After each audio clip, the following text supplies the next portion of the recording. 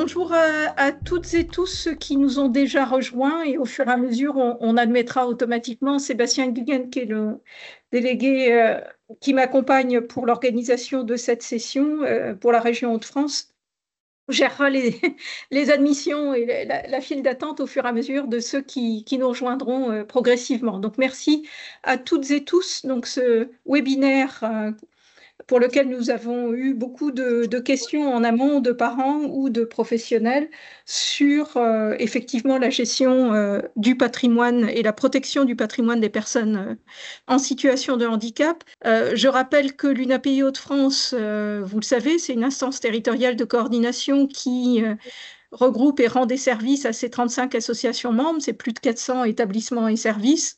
Et c'est bon nombre de professionnels et de personnes accompagnées, accueillies dans les établissements ou dans le cadre des services et pour lequel, dans le cadre de notre mouvement parental, qui résonne à l'échelle nationale, régionale, départementale, locale, eh bien, nous sommes, en tant que parents, souvent inquiets de savoir comment protéger nos personnes accompagnées et comment protéger aujourd'hui et demain au fil des parcours de vie.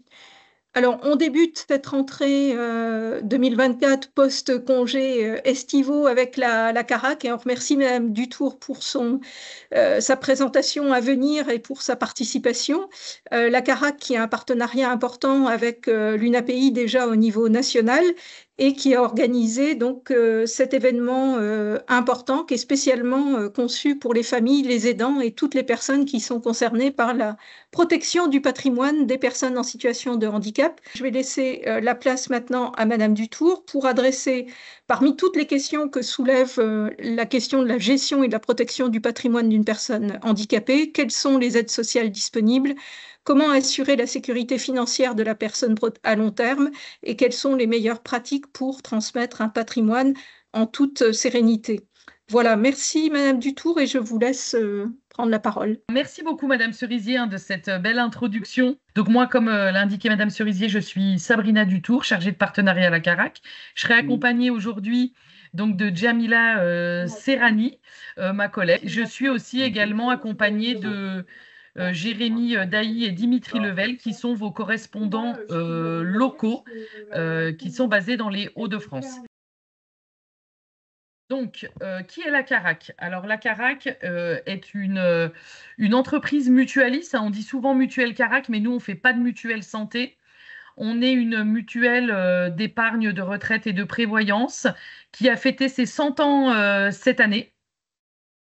On a été créé par et pour les anciens combattants et au fil de l'eau, étant une mutuelle voilà, avec des valeurs de solidarité, d'entraide, eh bien c'est automatiquement qu'on s'est tourné vers des partenariats forts comme celui avec l'UNAPI en leur proposant ces temps d'information, des solutions adaptées. Il est important de vous dire aussi que cette mutuelle est une mutuelle à but non lucratif. Pas d'actionnaires à rémunérer et comme comme le sont vos associations ADAPI, nous sommes dirigés par des élus et des élus bénévoles et des salariés pour toujours plus de parité. Voilà, et là je vais laisser la parole à Jérémy Dailly qui va vous présenter un petit peu le fonctionnement des conseillers mutualistes à la CARAC. Voilà. Merci à toi, Sabrina. Donc, bonjour à tous. Je me présente, Monsieur Dailly Jérémy, responsable donc, de la zone Nord-Aisne. Donc, aujourd'hui, le 59, vous avez plusieurs agences, l'agence de Dunkerque, l'agence de Lille et l'agence de Tourcoing. Et tout prochainement, l'agence à Valenciennes qui va ouvrir. Sur le 02, on n'a pas d'agence pour le moment, mais on prévoit d'ouvrir par la suite une agence vers Saint-Quentin. Mais on a sur tout ce territoire donc des conseillers mutualistes experts en gestion de patrimoine pour accompagner donc nos adhérents dans leur stratégie bien évidemment patrimoniale, que ce soit sur l'aspect des fiscalisations, transmission du patrimoine, ou encore vous, donc ça me concerne plus, l'épargne handicap, notamment à la CARAC, on en parlera tout à l'heure. Donc voilà concernant donc mon territoire. Donc pour la petite histoire, je travaille à la Mutuelle Carac depuis 10 ans. J'ai démarré sur le poste de conseiller mutualiste et depuis 5 ans, donc j'ai géré la zone des Hauts-de-France. Et ensuite, on a refait effectivement un redécoupage dernièrement. Euh, Comme je vous l'ai dit il y a quelques minutes, je gère aujourd'hui le département du 59 et du 02. Voilà, me concernant. Voilà, et puis bah, pour faire un petit merci, Jérémy, donc voilà, nos conseillers mutualistes vous reçoivent en agence et se déplacent également à domicile. Moi, je vous ai présenté quelques chiffres là sur cette slide, mais ce qui est important de retenir, donc c'est les 114 élus bénévoles, hein, on a vraiment une vie associative forte, et puis ce taux de solvabilité qui est de 303%. Qu'est-ce que ça veut dire?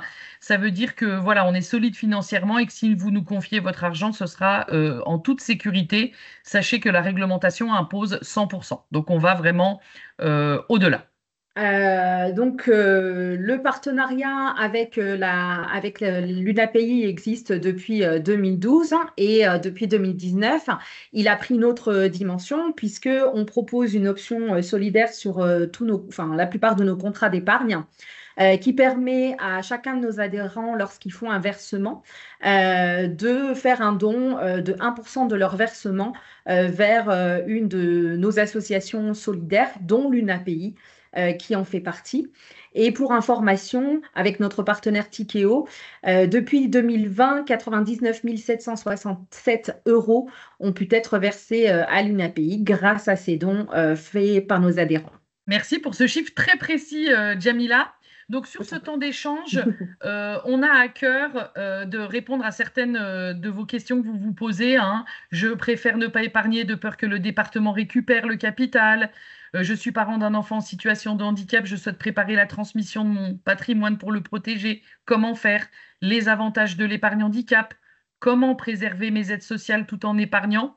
Voilà, c'est toutes des questions, je pense, que vous vous posez au quotidien, auxquelles on va tâcher de répondre. Donc, on va commencer par voir ensemble le mécanisme des aides sociales. Il y a des critères pour bénéficier des aides sociales. Il faut savoir que les principaux financeurs sont la CAF ou le conseil départemental. Et les critères qui sont pris en compte pour pouvoir les percevoir sont les revenus, le patrimoine et le degré de handicap. Ce qui va plus ou moins faire varier l'aide sociale. Et on entend par patrimoine tout ce que vous pouvez avoir en épargne ou en bien immobilier. Et bien sûr, cela concerne la personne qui va demander l'aide sociale. Absolument. Voilà, il faut aussi un petit point de vigilance, hein, sur le recours en récupération. Il faut savoir que certaines aides sociales sont récupérables au décès du bénéficiaire, hein, au décès de la personne qui a perçu ces aides sociales, et est concernée l'aide sociale à l'hébergement ou éventuellement l'allocation solidarité pour personnes âgées, qu'on va appeler ASPA, et qui était anciennement le minimum vieillesse. Et nous, on va essayer de vous donner les clés pour, même si la solidarité est importante et que le conseil départemental estime ça comme une avance et que voilà, ça permet à d'autres d'en bénéficier, c'est important aussi de préserver ce que vous auriez pu lui laisser, et on va vous donner les clés pour le faire. Alors, il y a d'autres aides sociales qui sont récupérables, on ne les a pas toutes citées, mais c'est celles pour lesquelles on a eu le plus de demandes ou de remontées par rapport à vos préoccupations. Effectivement, quand on parle de financier, qu'on parle de placement, on va forcément parler de produits bancaires. Il faut savoir que quand on fait des placements sur des produits bancaires, ça peut avoir un impact sur une aide sociale et notamment l'allocation adulte handicapé. Et pour tous les produits bancaires qui vont être ceux que vous connaissez la plupart, hein, les livrets A, les LEP, LDD, etc., ils ne sont pas soumis à une fiscalité. Dans ce cas, il n'y a pas d'impact sur l'AAH. En revanche, pour d'autres produits bancaires comme les comptes à terme, les comptes titres, en tout cas tous ceux qui présentent une fiscalité, présente également un risque d'impact sur l'AAH. Soit elle est diminuée, soit elle est complètement annulée en fonction des placements que vous faites. Tout ça pour vous dire que chaque fois que vous ferez un placement bancaire ou que vous devez en faire un, n'hésitez pas à vous renseigner parce que ça peut avoir un impact sur les prestations sociales qui sont perçues par les personnes en situation de handicap et donc ça peut complètement bousculer leur quotidien. Ok, une question. Oui, André Bonnier du Pas-de-Calais, vous Oui. n'avez pas parlé des assurances vie dans le cadre de la fiscalité. Est-ce fiscalisé ou non? Alors, on va y revenir après sur l'assurance vie. Là, on parlait uniquement des produits bancaires type livret et compte à terme ou choses comme ça. Les assurances vie font l'objet d'une autre fiscalité. Là, souvent, sur les livrets, en fait, on insiste là-dessus parce que les intérêts qui sont générés vous sont reversés tous les ans. Donc, du coup, sont à déclarer quand ils sont fiscalisés. Alors que l'assurance vie, ça génère des intérêts tous les ans, mais ils sont remis sur le contrat. Donc, ceux-là ne sont pas concernés dans le cours de la vie de l'assurance vie classique, voilà, dans son cheminement. Merci. Mais oui, on reviendra un peu plus tard. Voilà. Merci. Voilà, là on vous a mis l'exemple parce que c'est vrai que Jamila vous dit voilà, faut faire attention à la fiscalité de vos placements bancaires parce que ça génère du revenu. Et c'est vrai que dans ce cas-là, on va aller, la CAF ou le département va aller regarder tout ce qui rentre dans la feuille d'impôt. Donc les revenus professionnels, locatifs, les intérêts de certains PEL, les comptes titres par social, tous les livrets bancaires.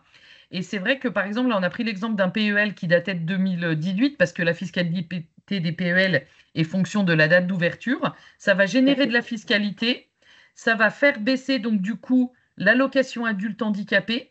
Et il faut savoir que certaines personnes peuvent percevoir la majoration de vie autonome, ce qu'on va appeler MVA. Et une des conditions pour la percevoir, c'est d'avoir l'AAH à taux plein. Donc c'est vrai que si votre AAH est impacté et que du coup vous ne la percevez plus à taux plein, en plus de perdre le montant de cette AAH, bah, vous allez aussi perdre la majoration de vie autonome. C'est pour ça que c'est très important quand vous allez à votre banque pour faire un livret. Bah, c'est super d'avoir un livret A. Quand on le peut, avoir un LEP. Le LDDS aussi est très bien. Par contre, sur les autres produits bancaires, la question à poser à votre interlocuteur, c'est vraiment est-ce que les intérêts générés vont rentrer dans ma feuille d'impôt ou non? Et là, s'il vous dit oui, s'il connaît bien son métier, qu'il sait bien vous le dire, quand il vous dit oui, bah, vous dites bah, celui-là, je ne le veux pas, je veux faire autre chose. Donc, il y a un impact, on a vu que l'impact, il est possible sur la AH, mais il est également possible sur l'ASH, donc l'aide sociale à l'hébergement. Et là, fiscalité, pas fiscalité, c'est valable pour tous les produits bancaires. Donc, quels que soient les produits bancaires sur lesquels vous investissez ou vous faites des investissements, peuvent impacter votre aide sociale à l'hébergement. En effet, parce que l'aide sociale à l'hébergement, alors autant l'allocation adulte handicapé, elle est calculée juste fonction des revenus, des revenus fiscalisés, alors que l'aide sociale à l'hébergement, en plus des revenus, eh bien, on va prendre en compte le patrimoine. Ce que je vous disais au début, le patrimoine, c'est toute l'épargne que vous avez, plus les biens, certains biens immobiliers. Donc, c'est vrai que cette aide sociale, elle est calculée sur toute l'épargne, mais on ne va pas prendre en compte l'assurance vie épargne handicap. Celle-ci, elle sera exclue du calcul de l'aide sociale à l'hébergement. Alors, c'est vrai qu'on va vous expliquer comment on bénéficie de cette option épargne handicap sur les contrats d'assurance vie. Mais quand on a mis au plafond son livret A, son LEP, son LDDS, et qu'on peut prétendre à l'option épargne handicap, ben, il est préférable de placer son épargne restante sur un contrat d'assurance vie avec cette option. Comme ça, vous pourrez optimiser l'obtention de cette aide sociale à l'hébergement. Cette aide sociale à l'hébergement, je vous l'ai dit tout à l'heure, elle est récupérable par le département. Alors, c'est vrai que chaque département a un petit peu sa façon de fonctionner selon s'il est aisé ou pas aisé. Donc, mais dans le cas d'un recours possible, sachez que ils ne pourront pas récupérer si les héritiers sont les parents, le conjoint, les enfants ou la personne ayant assumé la charge effective et constante de la personne en situation de handicap. Qu'est-ce que ça veut dire? Ça veut dire que si c'est les frères et sœurs qui sont les héritiers, eh bien là, le département va pouvoir aller récupérer, hein. Par contre, récupérer sur le patrimoine de la personne décédée, hein. Et pour la personne qui a assumé la charge effective et constante, on ne peut pas se suffire d'une petite carte postale envoyée une fois par an, mais pour autant, on n'est pas obligé d'avoir la personne à son domicile, hein. Elle peut être hébergée en foyer, mais que la famille puisse montrer de l'intérêt pour l'accompagnement médico-social que ferait l'association, peut-être la prendre une fois de temps en temps, enfin voilà, hein. Donc ça, c'est à L'accompagnement vous à prouver. administratif, etc. Voilà. Ouais. Donc, Voilà. on a essayé de faire un petit résumé de tout ça sous forme de tableau pour vous dire que en fonction du type de placement, s'il y a une fiscalité ou pas, il peut y avoir un impact soit sur la H, soit sur la SH. Et là, d'un point de vue visuel, hein, ce qu'on remarque tout de suite, c'est que la H est beaucoup moins impactée que la SH. Donc, il faut savoir que, en tout cas, c'est pour ça que tout à l'heure, je vous disais qu'il était très important, soit en amont, de demander conseil avant l'ouverture d'un placement, lequel qu'il soit, soit pendant que vous l'avez et que vous souhaitez faire un investissement dessus, rajouter de l'argent ou même faire un rachat, parce qu'on verra plus tard qu'il peut y avoir des impacts aussi dans ce sens-là. C'est vraiment très important de se faire accompagner et surtout d'être entouré de personnes qui soient quand même assez expertes dans le domaine du handicap et des aides sociales. Voilà. Oui, c'est vrai qu'en cas de rachat, parce que tout à l'heure, monsieur a posé la question, sur une assurance vie, les intérêts sont cumulés, donc là, pas de fiscalité, Oui. ça n'a pas d'impact. Quand on fait un rachat, vous faites un rachat, il y a le montant du rachat se compose en deux parties. Votre capital que vous aviez, vous, épargné et la partie intérêt. Et cette partie intérêt, quand on la retire, si on la retire avant les 8 ans et qu'on dépasse les abattements, eh ben, il y a une fiscalité où c'est là qu'il faut faire attention et se faire accompagner pour calculer et impacter au minimum votre aide sociale. Voilà. Alors, ça ne veut pas dire qu'il ne faut pas en faire du tout, hein. Ah bah non. Il y a un rachat à faire, on peut le faire, mais il faut se faire accompagner parce qu'il y a des calculs à faire pour être sûr qu'on n'impacte pas l'aide sociale qui est perçue. Alors, parfois, on peut avoir besoin d'une certaine somme, mais peut-être qu'elle est révisable justement pour ne pas pouvoir impacter son quotidien et les prestations sociales qui nous sont versées. C'est pour ça que on a, là, vous les avez avec vous, hein, lors de ce temps d'échange. Nous, avec Jamila, tous les ans, voilà, on essaye d'apporter formation aux conseillers mutualistes, hein. On a une formation de 14 heures, hein, voilà, qu'on remet perpétuellement à jour. Donc voilà, sachez que nos conseillers sont là pour vous accompagner et vous calculer une éventuelle fiscalité possible en cas de rachat. Voilà. On a aussi des formations, on se remet à jour tous les ans aussi sur les prestations, les aides sociales, les nouvelles réformes et les nouvelles législations. Oui, votre pôle expertise de l'UNAPI nous aide grandement. Absolument. Alors, ben voilà, on va rentrer dans le vif du sujet. Monsieur posait la question sur l'assurance vie. Donc, on va parler un petit peu de l'assurance vie et de ses avantages et de son impact réduit. Donc, déjà, pour vous donner un petit peu, voilà, je ne sais pas si tout le monde sait ce que c'est un contrat d'assurance vie, hein. C'est une enveloppe, voilà, on met son épargne dessus. On peut épargner ponctuellement, on peut y faire du versement programmé. Elle a plusieurs objets. On peut en avoir tant qu'on veut et dans différents organismes, hein. C'est pas parce que vous avez une assurance vie par ailleurs que vous pouvez pas en faire une autre dans un autre organisme. Elle peut servir donc à épargner, juste mettre de l'argent de côté, le faire fructifier et puis le retirer quand on en a besoin. Elle peut également être source de revenus complémentaires parce que l'argent qu'on a épargné sur ce contrat-là, à un moment donné, on peut mettre en place une rente viagère issue de ce capital ou alors des revenus programmés, hein, sous forme de rachat programmé.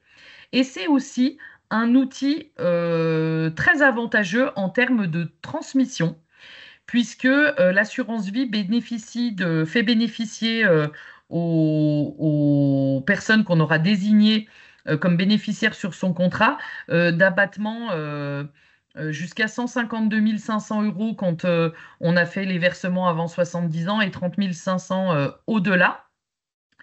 Donc, c'est tout cet argent qui ne va pas rentrer dans la succession, que le notaire va pas prendre de frais dessus et que l'État non plus ne taxera pas de ses droits. Donc, c'est pour ça que c'est important de se dire l'assurance vie, on peut en avoir plusieurs parce qu'elle répond à plusieurs besoins. Donc, on peut faire une assurance vie d'un côté pour avoir un panier pour piocher de temps en temps. On peut avoir une assurance vie épargnée dessus au fil de l'eau et puis le transformer en revenu complémentaire. Et c'est pour ça que c'est bien d'en avoir deux, parce que quand on le transforme en revenu complémentaire, on n'a plus le capital. Et puis aussi, on peut transmettre en disant, bon, moi, je voudrais laisser de l'argent à mes enfants, je ne veux pas leur donner tout de suite, alors j'épargne pour eux et je les mets bénéficiaires. Voilà. Donc, on va voir ensemble l'option fiscale dont parlait Sabrina tout à l'heure, l'option fiscale qui peut être adossée justement à un de ces contrats assurance vie et qui permet plusieurs avantages. Le premier, c'est l'exonération des prélèvements sociaux, ce qui permet une rentabilité qui est un petit peu plus boostée. Une réduction d'impôt, puisque 25% des versements sur ces contrats assurance vie épargne handicap permet une déductibilité de votre impôt. C'est cumulable avec la plupart des aides sociales. Il n'y a pas d'impact sur la participation aux frais du foyer en hébergement, puisqu'on a vu tout à l'heure que tous les revenus sont pris en compte, y compris ceux des contrats assurance vie, mais pas s'il est adossé à cette option épargne handicap. Et ça permet aussi d'être protégé du recours en récupération. Alors là-dessus, on émet quand même quelques réserves, puisqu'il y en a qui ont tenté, hein, des départements qui ont tenté, mais qui se sont fait aussi retoquer parce qu'ils ne pouvaient pas forcément le faire. Alors, tout à l'heure, Sabrina parlait du recours en récupération, mais il ne faut pas que ce soit non plus considéré comme un outil à utiliser pour mettre son argent dessus, hein. C'est pas forcément le but, c'est pas d'échapper à la fiscalité. Il faut pas Je que pense les que sommes nous soient avons, je pense que nous avons une question, Djamila. Oui. Je Mais me j'attendais permets. qu'elle finisse sa phrase en fait pour la faire. Voilà, je termine juste ça et puis je prends la Très question. bien. Parfait. Voilà, donc pour le recours en récupération, il ne faut pas que les sommes soient manifestement exagérées. Ça veut dire qu'on n'a pas le droit, si par exemple on vend une maison, on n'a pas le droit de forcément mettre tout son patrimoine, enfin vendre une maison ou autre, hein, on n'a pas le droit de mettre toute sa richesse, en tout cas sur ce contrat assurance vie, pour échapper à la fiscalité. Il faut que ce soit fait en bonne et due forme. Alors, je prends la question. Voilà, on fera l'administration des levées de main ici, hein, en centrale. Mais donc, allez-y, on vous laisse terminer votre propos. Donc, voilà, Karen Denis à Amiens. Ma question, c'est des contrats d'assurance que nous, parents, on prend avec comme bénéficiaire notre enfant en situation de handicap, ou est-ce que c'est un contrat au nom de l'enfant en situation de handicap lui-même qui doit créer ce contrat? Alors, c'est un contrat qui doit être ouvert au nom de la personne qui est en situation de handicap. On va le voir juste après parce que pour bénéficier de ces avantages, il faut pouvoir justifier d'un handicap, mais pas que. Il y a des particularités, effectivement. Oui. En effet, alors je voudrais juste revenir sur le recours en récupération et les primes manifestement exagérées. On peut avoir quand même des gros capitaux hein, sur ces assurances vie, options épargne handicap. Bien sûr. C'est pas dérangeant. C'est simplement des fois, il y a des personnes qui sentaient que la personne en situation de handicap allait décéder et ont vidé tous les comptes d'un coup et ont tout mis dessus, où là, ça a vraiment été retoqué par l'administration fiscale. Hein. Voilà. Alors, qui peut prétendre à adosser cette option épargne handicap? Donc déjà, il faut être âgé d'au moins 16 ans, ne pas avoir déclenché ses droits à la retraite et être domicilié fiscalement en France puisque vous pouvez bénéficier d'une réduction d'impôt. Alors pour les personnes qui auraient une CMI, ce qu'on va appeler carte mobilité inclusion, où il y en a qui ont encore la carte d'invalidité qui mentionne un taux supérieur à 80, l'éligibilité, elle est acquise d'office. Quand les personnes ont un taux, vous savez, c'est les notifications CDAPH qui vous disent que c'est compris entre 50 et 79 et qu'ils ne peuvent pas exercer une activité professionnelle dans des conditions normales, là, l'éligibilité est acquise. Qu'est-ce que ça veut dire exercer son activité professionnelle dans des conditions normales? C'est-à-dire qu'on peut travailler à temps plein dans une entreprise ordinaire. Donc, si vous êtes à 50 et 79, mais que vous êtes orienté vers un ESAT, une entreprise adaptée, ou que vous travaillez dans le milieu ordinaire, mais avec un aménagement de poste ou d'horaire ou de rémunération lié à votre handicap, l'éligibilité sera acquise également. Donc voilà, je ne sais pas si j'ai été claire. Donc du coup, pour savoir si j'ai été claire, je vous ai mis un petit exemple. Alors, prenons l'exemple d'un couple ayant 3 enfants en situation de handicap. Le premier a 14 ans, le deuxième a 18 ans avec un taux d'invalidité entre 50 et 79 et il est travailleur en ESAT. Et le troisième a 25 ans. Il est entre 50 et 79, il travaille à temps plein au milieu ordinaire sans aménagement. Donc du coup, là, il y a beaucoup de monde. Donc, est-ce que quelqu'un voudrait répondre à cette question, d'après vous? Allez, quelqu'un se lance? Le 2? Le 2, exactement. Bravo. Voilà. Donc, le premier, il n'est pas éligible parce qu'il a moins de 16 ans. Le deuxième, donc c'est tout bon. Et le troisième n'est pas éligible parce qu'il est en milieu ordinaire à temps plein, sans aménagement. Bravo, Christelle, également. Toujours pour vous donner une petite illustration de tout ce que cela veut dire, en tout cas parmi les avantages de l'épargne handicap. On a pris le schéma d'une assurance vie classique et celle qui a l'option épargne handicap. On fait des versements, donc sur la même année, on fait le même versement sur chacun des 2 contrats. Il y en a un pour lequel le taux, alors nous, on a pris à titre d'exemple le taux de la Carac, celui qu'on a versé l'année dernière. Donc, le taux de rendement est à 3,30. Donc, moins les prélèvements sociaux, ils passent à 2,73, ce qui nous fait un gain final de 41,63 € sur cette année d'assurance vie. Et puis, pour celui-ci, pour cette année et pour ce contrat-là, il n'y a pas de réduction d'impôt. Sur le même contrat, mais avec l'option épargne handicap, exactement les mêmes caractéristiques. Le taux est à 3,30. Donc là, on voit bien que comme il n'y a pas de prélèvements sociaux, automatiquement, la rémunération, en tout cas, elle est boostée. Ce qui nous fait un gain final de 50,32 €. Mais en plus de ça, on économise l'impôt puisque on ajoute 381 € d'économie d'impôt. Donc, au total, c'est 431,32 € de gagner sur cet exemple-là. Voilà, donc vous voyez, c'est important de se dire, quand on peut bénéficier de quelque chose, ben, autant y aller. Hein. Les prélèvements sociaux, il y en a partout, on en prend partout. Donc là, c'est vrai que quand on peut être exonéré de ça, c'est quand même important. Surtout que là, on a pris 1525 €, parce que du coup, je vais répondre à la question qui se pose là. On a pris 1525 €, oui, parce que c'est le montant maximum à verser pour bénéficier de la réduction d'impôt. Après, on peut verser plus, c'est que la prise en compte pour la réduction fiscale sera de 1525 €. Donc là, je vous ai mis un tableau. Alors, c'est vrai qu'il est un petit peu compliqué, mais c'est pour vous dire aussi que le contrat d'assurance vie option épargne handicap, il bénéficie, vous pouvez le transformer en rente viagère. Et les rentes viagères à titre onéreux sont fiscalisées, hein. Vous les voyez. Ah, il y a une question? Oui, alors vous avez évoqué le plafond fiscal Oui, qui est quand même relativement faible, hein.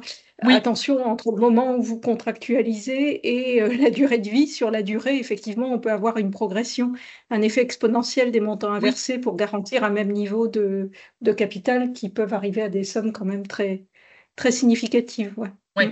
Mm. Euh, pour vous expliquer un peu comment ça marche, la rente viagère, quand vous avez vous déclenchez une rente viagère qui n'est pas issue d'un contrat option épargne handicap, et selon l'âge à laquelle vous la déclenchez, vous avez une fiscalité. Par exemple, vous déclenchez une rente à 50 ans, il y a la moitié de cette rente, 50%, qui est fiscalisée, qui va rentrer dans votre impôt. Eh ben, pour la rente viagère issue d'un contrat épargne handicap, vous allez avoir un abattement de 1 830 € par an. C'est-à-dire, qu'est-ce que ça veut dire en gros? Ça veut dire que vous pouvez percevoir, enfin la personne en situation de handicap peut percevoir jusqu'à 3 660 € de rente annuelle qui ne viendront pas impacter ses aides sociales. Donc, quand c'est vrai que vous vous posez la question de dire, bah, moi, quand je serai plus là, comment il va vivre, avec quoi il va vivre, vous pouvez du coup être assuré en créant un revenu certain issu de cette rente option épargne handicap, de lui préserver également son aide sociale. Voilà. Donc là, je vous avais mis un petit peu des exemples, voilà, d'une rente épargne handicap et d'une rente classique.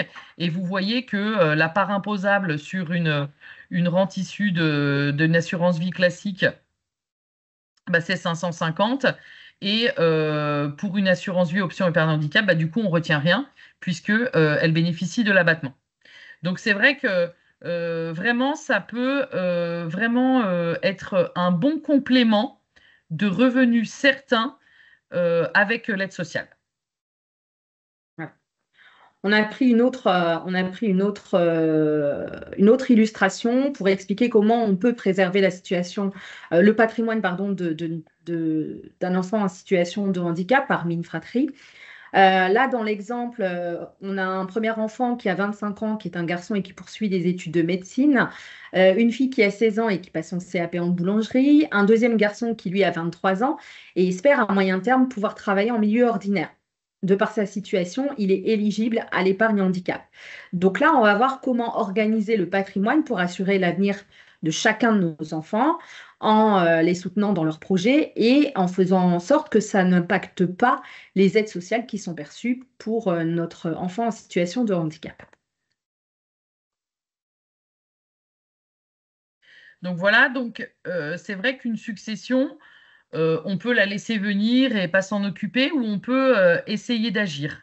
Dans le cas où vous ne ferez rien, que vous seriez ce couple et que vous disposiez d'une maison d'habitation, de biens immobiliers, quelconque, et d'épargne par ailleurs, en général, le patrimoine est réparti de façon égale entre les enfants, donc sauf disposition particulière. Ça voudrait dire que chacun des enfants va percevoir un tiers de la maison, un tiers de l'épargne. Et la personne en situation de handicap, si jamais elle percevait l'aide sociale à l'hébergement, elle serait propriétaire d'une partie de ce bien immobilier et du coup, quand elle ferait son bilan, elle remplirait le document pour son allocation à l'hébergement, et ben, ce patrimoine-là rentrerait dans le calcul. Donc, du coup, son aide sociale à l'hébergement serait impactée. Mais vous allez me dire, mais que faudrait-il faire, Jamila? Qu'est-ce qu'il faut faire? Ah, pardon. Eh bien, voilà ce qu'il faudrait faire dans l'idéal, bien évidemment. Il faudrait garder cette même répartition de un tiers pour chacun de nos enfants, mais plutôt que de donner un tiers de la maison à chacun de nos enfants, on en donne une demi-part aux deux qui ne sont pas en situation de handicap. Et le patrimoine financier, on essaie de faire en sorte qu'il soit donné à notre enfant qui est en situation de handicap. Alors bien sûr, le patrimoine financier équivalent, ce qu'on a donné aux 2 autres enfants, hein, pour rester dans l'équité. Ce qui permet de pouvoir l'investir sur un contrat épargne handicap, et ça permettrait également d'assurer le fait qu'il n'y ait pas de récupération par le département. Déjà d'une part en cas de décès, mais en plus, l'aide sociale, le montant de son AAH, lui, il va venir, il va pas être impacté non plus de son vivant. Voilà, c'est vrai que ça a un double effet positif, hein, c'est-à-dire que pendant sa vie de la personne en situation de handicap, le fait de replacer l'argent sur les contrats d'assurance vie option épargne handicap lui permet de préserver ses ressources. Et puis, à son décès, ça permet à la fratrie de récupérer ce que les parents lui auraient laissé, qu'ils n'auraient pas utilisé. Hein. Voilà. Voilà, comme ça, le patrimoine, lui, il reste toujours au sein de la famille et il n'est pas récupéré par l'État.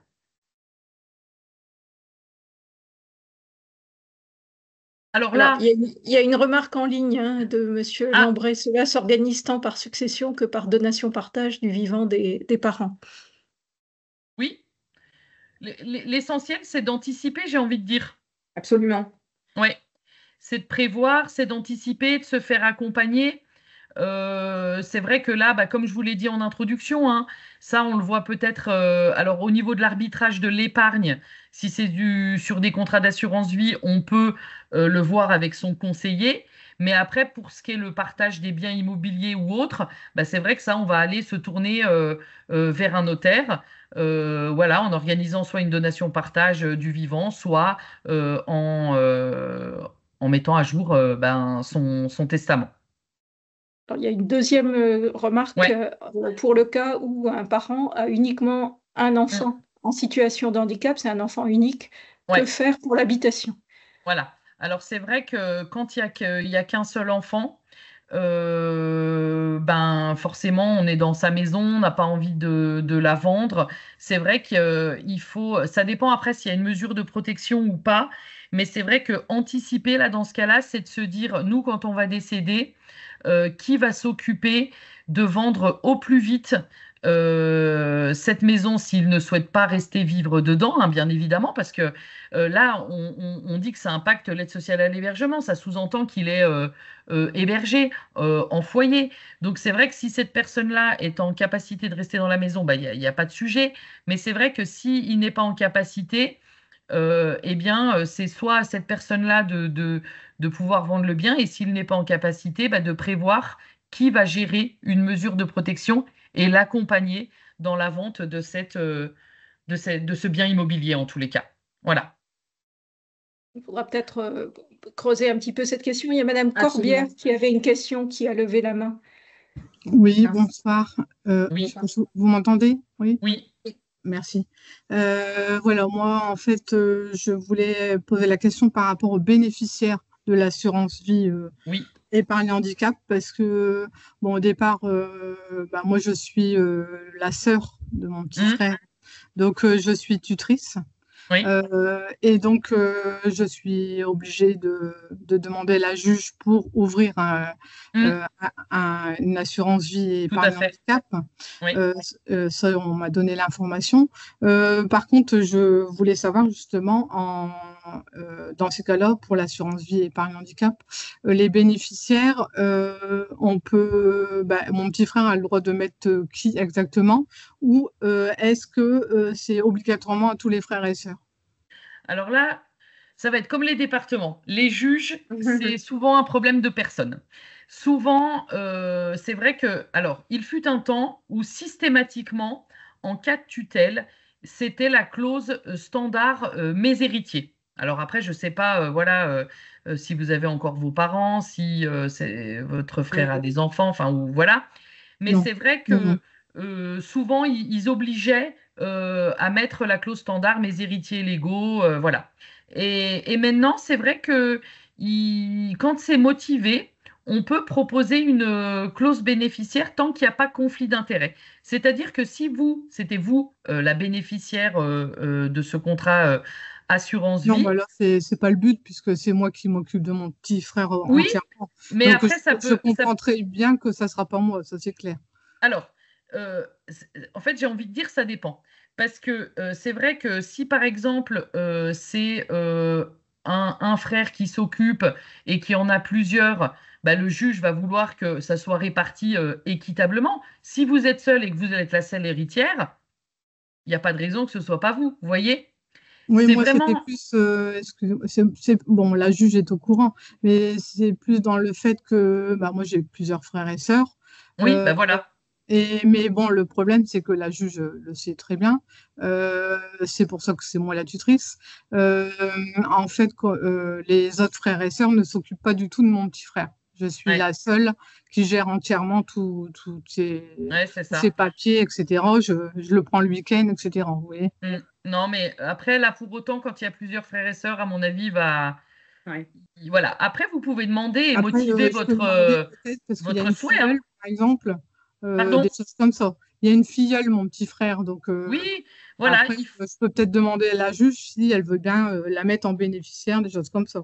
Voilà, simplement il faut le motiver, il faut l'expliquer. Là, bah voilà, dire que c'est sa filleule, voilà, ça peut. Les juges, c'est vraiment, voilà, ce sont des personnes comme vous et nous, et alors ils œuvrent, ils essayent toujours d'œuvrer dans l'intérêt des personnes que vous accompagnez. Ils essayent aussi de faire attention à toute la législation, bien évidemment. Donc, on peut, je pense, tout demander, le motiver, et puis après, bah, c'est lui qui tranche. Hein, voilà. Oui, parce qu'en fait, j'avais eu l'info par quelqu'un des papillons blancs, comme quoi, comment expliquer, ça dépend on va dire, si c'est la Carac ou ailleurs, on va dire, pour certaines assurances vie et épargne handicap, on avait la possibilité justement de mettre un bénéficiaire comme sa filleule, par exemple, ça s'était accordé, mais dans tous les cas, ça se fait pas partout, apparemment, et ça dépend du minimum qu'on doit verser aussi pour l'assurance vie épargne handicap. Ouais, non, mais bon, après, voilà, c'est souvent un problème de personne. Alors, c'est vrai que nos contrats, les juges les aiment bien. Ils sont sans frais sur versement. On a un contrat 100% sécurisé fonds euros qui n'est pas soumis à unité de compte, vous savez, un peu à action. Donc, c'est totalement sécurisé. Alors, c'est vrai que les juges, en général, nos contrats, ils les aiment bien. C'est un contrat qui a été co-construit avec l'UNAPI, il faut le savoir, celui qu'on distribue. Donc, il est vraiment fait dans le respect de la personne accompagnée. Voilà. Peut-être que j'ai entendu une autre question dans la question de Madame.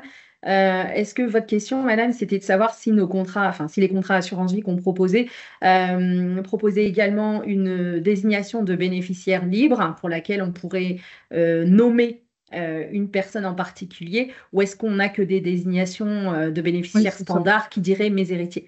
Dans ce cas, je réponds à votre question. Oui, on a la possibilité tout à fait de désigner une personne en particulier sur une désignation de bénéficiaire. Mais comme l'a dit Sabrina tout à l'heure, si c'est sujet à conflit d'intérêts, il faut que ce soit motivé, expliqué pour que le juge puisse comprendre la situation. Oui, parce que là, c'est mon père qui est décédé, ma mère est encore là, mais c'est moi qui m'occupe de ma mère aussi, qui est âgée. Et justement, ma mère voulait au départ donner une somme pour que je le garde, pour que mon petit frère puisse avoir des vacances tous les ans. C'était le souhait de mon père aussi, parce que ça coûte très cher, les vacances handicap. Et puis, donc là, on s'est aperçu qu'on n'avait pas le droit de faire comme ça, donc c'est pour ça que je posais la question.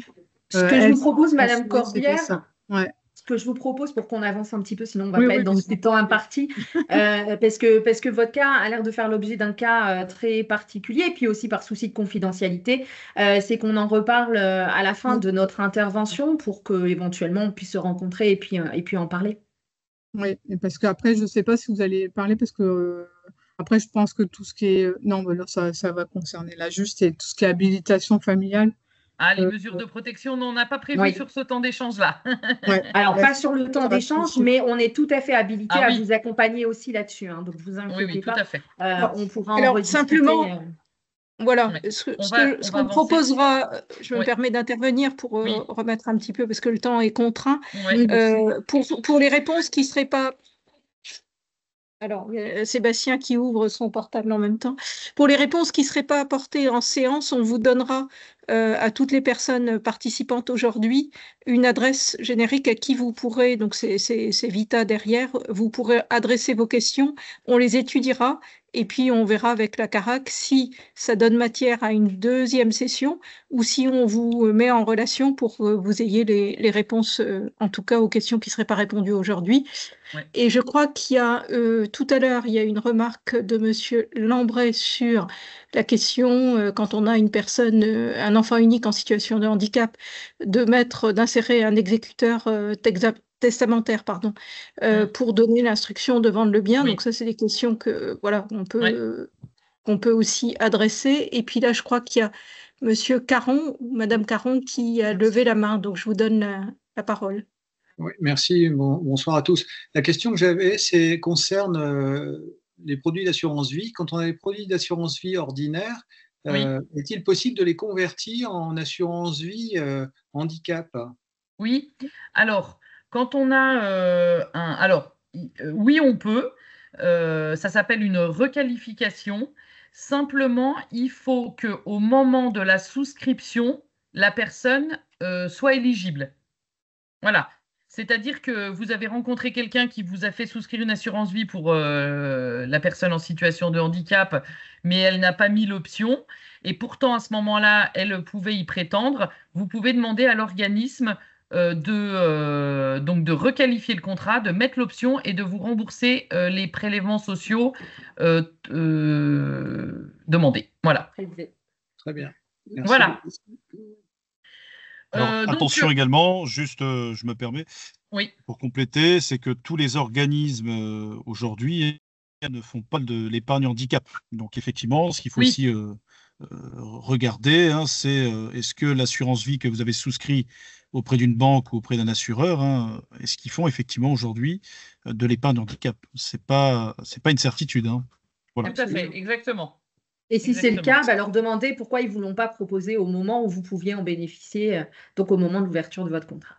C'est souvent par méconnaissance du dispositif. C'est ça. Donc, c'est ça. Voilà.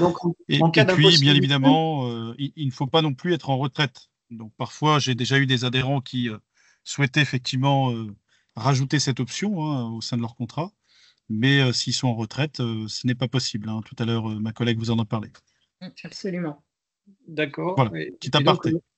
Donc, si ce n'est pas possible auprès de l'organisme, c'est casser le contrat et en refaire un autre dans un autre organisme, c'est ça? Exactement, c'est possible, bien sûr. Bien sûr. Il faut prendre des précautions. On ne casse pas un contrat comme ça sans connaître les tenants et aboutissants. Ça dépend de la date à laquelle vous l'avez souscrit, etc. Donc là, c'est pareil, ça fait l'objet d'un cas qui est assez particulier et pour lequel il faut qu'on regarde un certain nombre d'éléments pour pouvoir vous apporter une réponse complète. Je vous propose que vous reveniez vers nous à la fin de l'intervention pour qu'on puisse soit prévoir un autre temps d'échange en aparté lors d'un rendez-vous ou autre. Voilà, les conseillers en rendez-vous, effectivement, vont calculer lors d'une étude fiscale si c'est judicieux ou pas. Au moment du rachat, on va regarder effectivement la part des intérêts qui sera fiscalisée ou pas. La date du contrat est importante et oui, tu as raison, Jamila, on ne fait pas n'importe quoi. Et comme là, en fin d'année, on ne rachète pas un contrat, là, par exemple, au 19 septembre, parce que la rentabilité de votre fonds euro va tomber au 31 décembre, bien souvent. Et donc, casser un contrat en cours de route, finalement, c'est vous prendre des frais de gestion auprès de la compagnie assurantielle ou bancaire dans laquelle vous avez investi votre argent et ne pas avoir de rendement. Donc, c'est pas terrible. Ce serait dommage. C'est une mauvaise opération. Vaut mieux mais ça, on l'étudie en rendez-vous. généralement. Alors, je me permets de remettre les règles du jeu pour que tout le monde puisse bénéficier des questions complémentaires qui n'auraient pas été répondues en séance.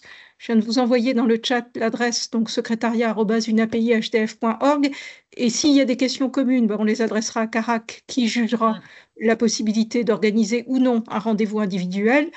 Si c'est des questions trop spécifiques, si c'est des questions communes qui peuvent bénéficier à l'ensemble, nous, on collectera la réponse et on la diffusera à l'ensemble du groupe.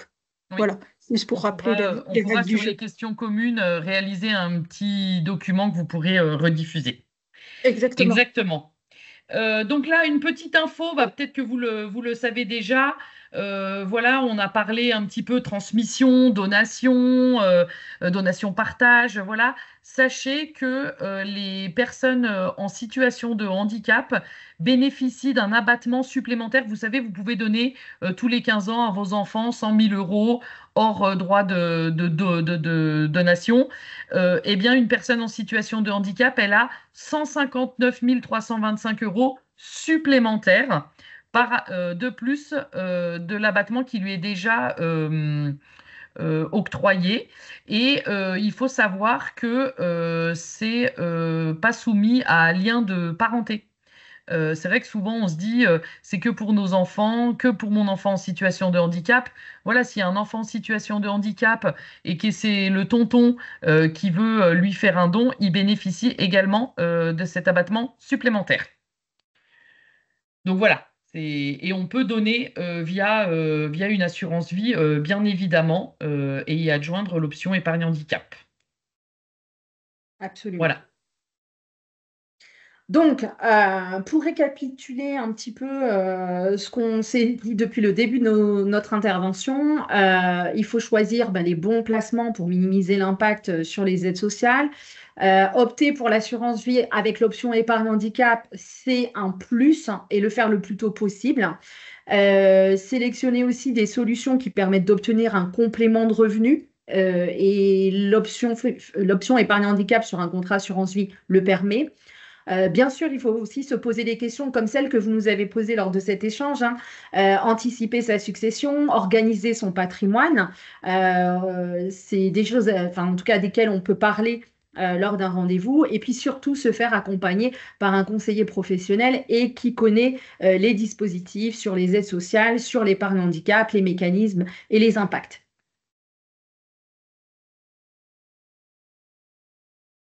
Voilà, donc à l'occasion de ce temps d'information, Madame Cerisier l'évoquait, voilà, par le biais de l'association, on pourra répondre aux questions un petit peu génériques. Nous, ce qu'on propose de faire avec Jamila souvent, c'est de vous envoyer un petit résumé avec les choses phares. Mais là, on attendra pour l'implémenter des directives de Madame Cerisier, de tout ce qu'elle aura eu en contact. On peut vous proposer également via nos conseillers mutualistes un bilan gratuit et totalement désintéressé pour savoir si vous avez pris le bon chemin, s'il y a des petites rectifications à faire. Et vous pouvez formuler bien évidemment votre demande de rendez-vous avec un conseiller Carac, soit en agence, soit à votre domicile. Et pour ce faire, je vous mets également un petit lien. Donc, voyez le canal que vous préférez pour communiquer avec nous. Mais sachez que voilà, l'association peut aussi se faire le relais de tout ça. Voilà, donc vous aurez dans la conversation de cette intervention le lien que Sabrina va vous transmettre. Et sinon, vous avez également là à l'écran en visu le contact de M. Jérémy Dailly, qui est le responsable de zone, qui est intervenu également lors de cet échange et qui pourra vous mettre en relation avec ses équipes sur votre département si vous en avez absolument besoin. Alors, plusieurs questions ont été posées au fil de l'eau. On ouvre quand même plus largement là maintenant.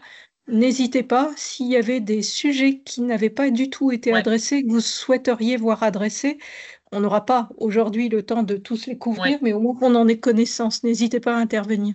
Moi, j'avais pris note un petit peu. Alors, on n'est pas une association tutélaire, mais justement, avant d'aller en voir une, si ces personnes souhaitaient avoir de l'info sur les mesures de protection, on peut également intervenir sur un autre temps.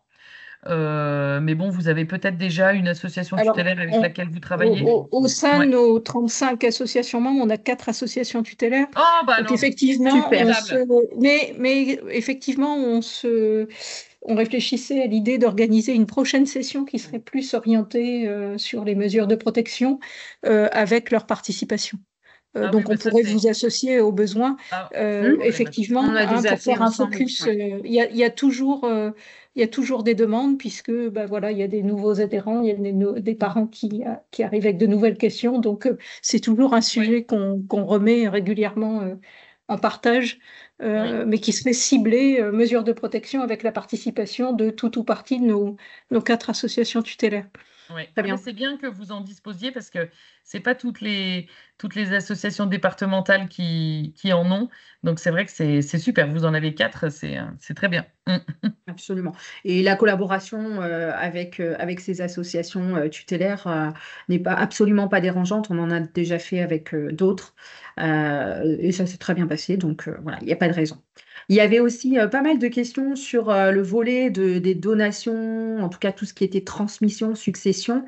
C'est pareil, Madame Cerisier, hein, si vous aviez pensé à ce sujet, on a aussi la possibilité d'organiser une session pour parler plus amplement de ces détails.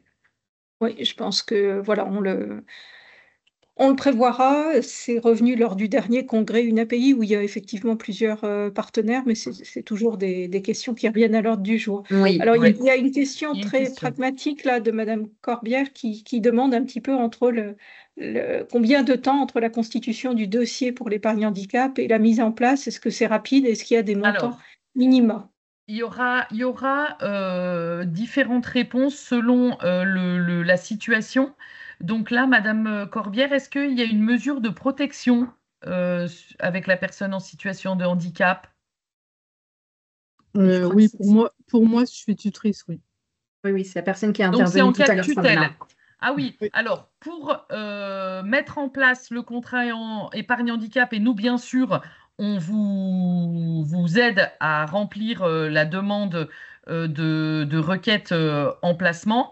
Pour nous, côté Carac, c'est très rapide, hein, le temps du bilan, bah déjà on discute tout ça, mais une fois que vous êtes d'accord, j'ai envie de dire, ça prend très très peu de temps. Après, c'est juste s'il y a demande au juge, bah, c'est les délais de réponse de juge que je ne connais pas dans votre département. Et puis pour le montant minimum, ben, selon la solution choisie, ben, c'est 200 € le minimum. Et je tiens à préciser que nous n'avons pas de frais sur versement, hein. Quand vous investissez une somme à la Carac, elle est totalement investie. Voilà. D'accord. Je me permets d'apporter quelques précisions dans tout ce qui vient d'être évoqué. Je me présente très brièvement, Monsieur Level, je suis responsable d'une partie des Hauts-de-France, Pas-de-Calais, Somme et Oise. L'objet des rendez-vous fait aussi, parce que je l'entendais tout à l'heure par une des personnes, c'est au-delà des aspects techniques qui vous ont été présentés, c'est qu'on regarde le dossier avec avec un peu plus de hauteur. C'est-à-dire que généralement, quand on s'occupe d'une personne à handicap, c'est qu'il y a une sensibilité, il y a une volonté derrière de certains de nos adhérents, et on parle de succession et on parle de volonté. Donc c'est d'avoir une approche beaucoup plus globale au niveau du dossier et en fonction de vos situations respectives. Donc, c'est une question, généralement, quand vous nous posez une question, nous, on vous en pose 2 derrière. Et ça fait l'objet des précisions et d'un conseil adapté en fonction de chaque famille. C'est personnalisé, absolument. Voilà, exactement. Bah, c'était synthétique. En tout cas, on vous remercie. Je pense qu'il y a des questions plus spécifiques qui vont apparaître après, hein, en dehors de ce webinaire d'aujourd'hui. Il faut le temps de le digérer. Voilà, il faut un peu Absolument. le temps de le digérer et puis à chacun de se positionner, soit collectivement, et on répondra collectivement sur l'adresse générique, soit individuellement. Moi, je remercie vraiment les organisateurs de cette présentation parce que vraiment, on aime toujours venir à votre rencontre. Alors, c'est vrai, hein, on aime bien serrer des mains aussi, boire un petit café, mais la vidéo est toujours aussi un outil qu'on arrive de mieux en mieux à utiliser. Voilà. Oui, alors rien n'empêchera, on verra sur les prochains webinaires, hein, d'organiser aussi en téléprésentiel, on le fait aussi, hein. C'est-à-dire qu'il y a une mixité, alors ça demande un petit peu plus d'intendance logistique, mais ça se fait aussi. Donc, oui. Voilà, on peut très bien envisager sur de prochaines sessions de prévoir une mixité des deux systèmes, avec à la fois du présentiel dans une association gestionnaire qui voudra bien nous accueillir et un webinaire pour ceux qui ne peuvent pas se déplacer. Alors voilà. Oui, nous on s'adapte. On a plusieurs combinaisons possibles en tout cas. Oui. Mais moi, merci. Je trouve que voilà, c'était une beaucoup. Très belle initiative et on vous remercie vraiment de nous avoir conviés à cet échange.